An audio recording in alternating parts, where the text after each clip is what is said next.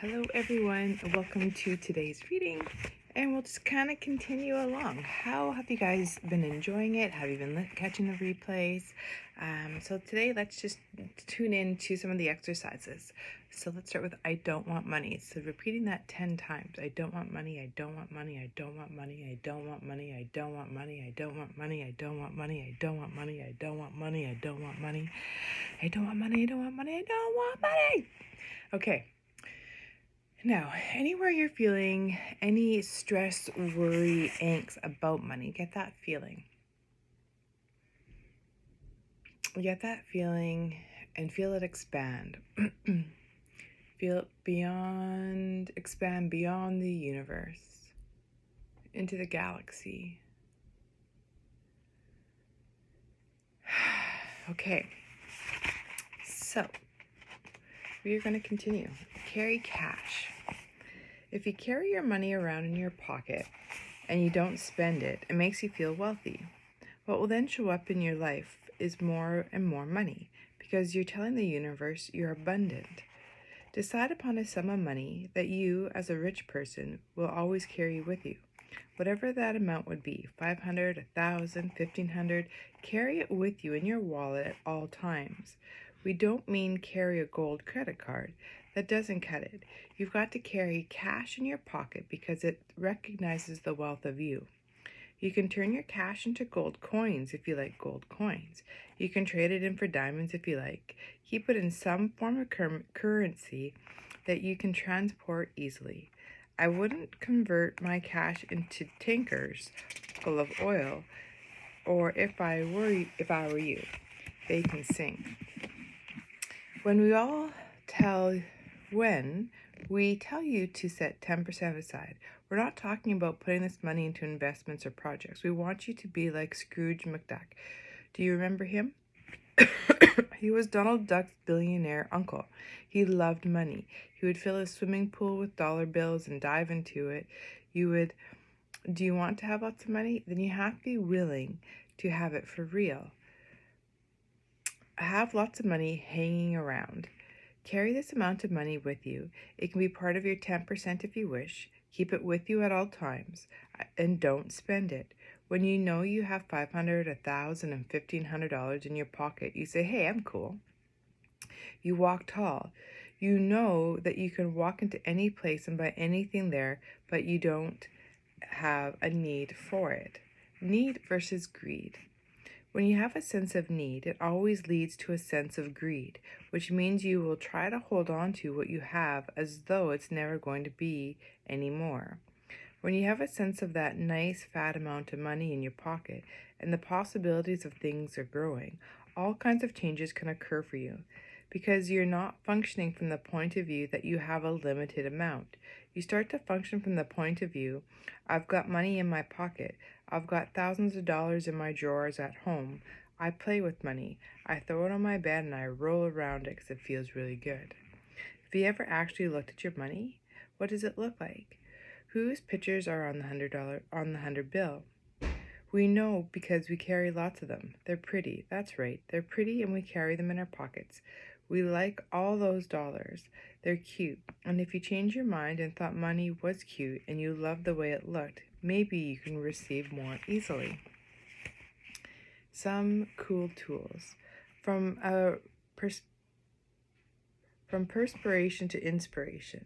In Access, we don't look for the cutting edge of things. We look for the creative edge because you're constantly creating your life. Then you're expanding it. In this section, we offer some questions, techniques, and tools that will give you the opportunity to go from perspiration to inspiration in creating life that you would like to have. But here's the deal. If you want your life to change, you have to use them. These are the most simple dynamic tools you can imagine, but 90% of the people we share them with never use them. You too may refuse. If you're addicted to unconsciousness around money, you won't do what it takes to change your life. You'll read this book and say, I spent all that money and all that book and nothing has changed. It is worthless. Well, it is worthless if you don't use it. But if you're determined to make something change in your life and create a different reality around money, everything else, we invite you to try these tools. Live in the question. The universe is an infinite place and has an infinite answers. When you ask your limited questions, you'll give you the answers. But we usually do not ask limited questions. How do I get from point A to point B? And then when we do that, the mind goes to work, tries to figure it out. Do this, do that, do this. When you try to work out the way you're going to make something happen, you're figuring out the answer rather than asking the question. Don't try to figure it out. You'll limit yourself. Your mind is a dangerous thing. It can only define what you already know. It cannot be infinite and unlimited. Whenever you have an answer, that's sum total of what can show up for you. But when you live in the question, infinite possibilities are available.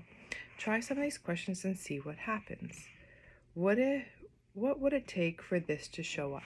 So whether it's your magic number or whatever it is that you desire, your top 10 desires, you can plant this question is, what would it take for my magic number to show up? What would it take for my 10 desires to show up? When you live in the question, you create an invitation. When you ask, what would it take for this to show up? The universe will give opportunities for that to happen.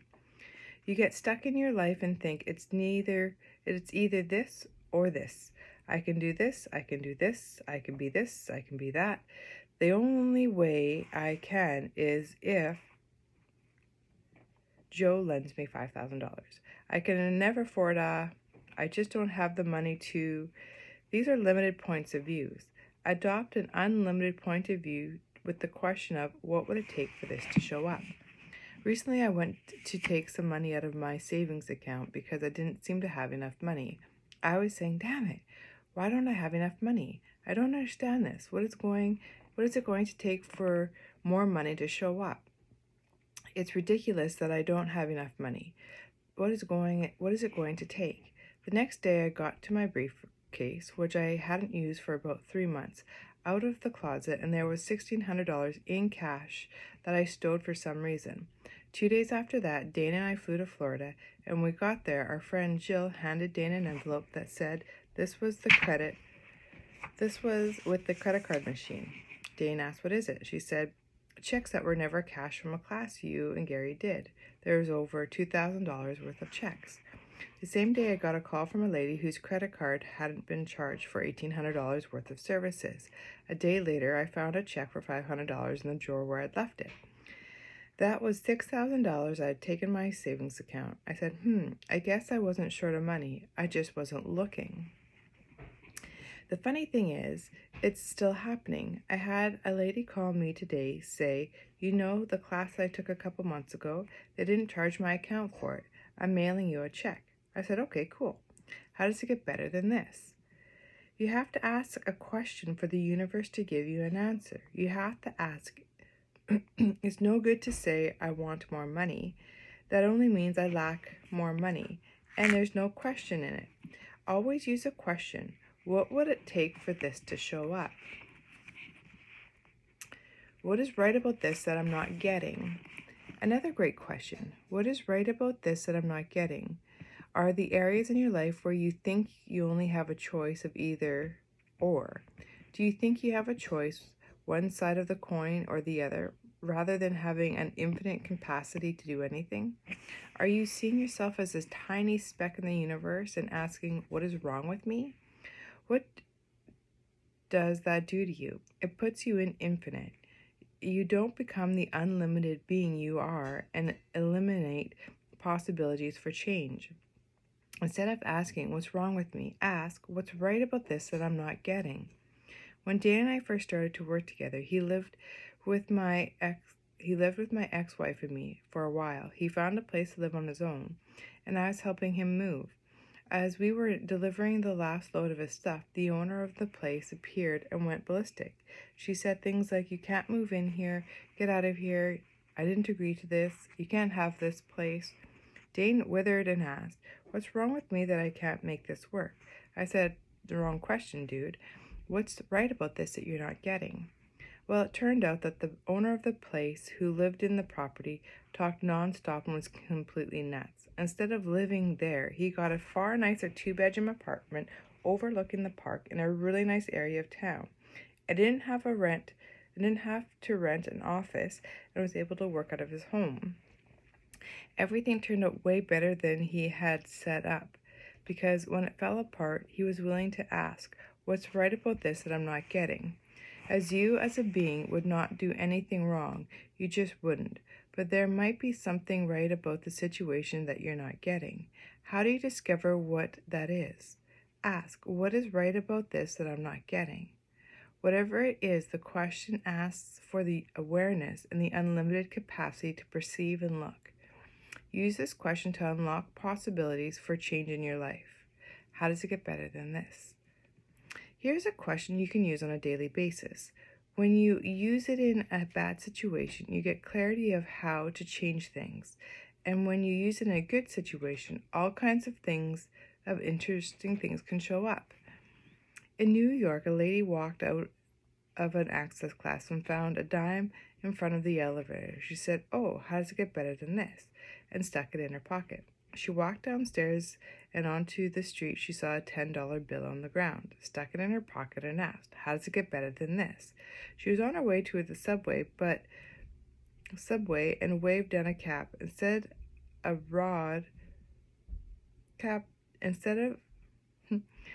She was on her way to the subway, but waved down a cab instead and rode to the front of her building. As she stepped out, she saw something glittering in the gutter. She reached down and picked up a diamond bracelet, and at that point she said, "It can't get any better than this," which is a big mistake. When you say that, that's all there is. Otherwise, who knows, who knows, she might have owned the Empire State Building by now. I'm not guaranteeing you that you're going to turn a dime into a diamonds, but you can never tell what's going to happen. Just keep asking, how does it get better than this?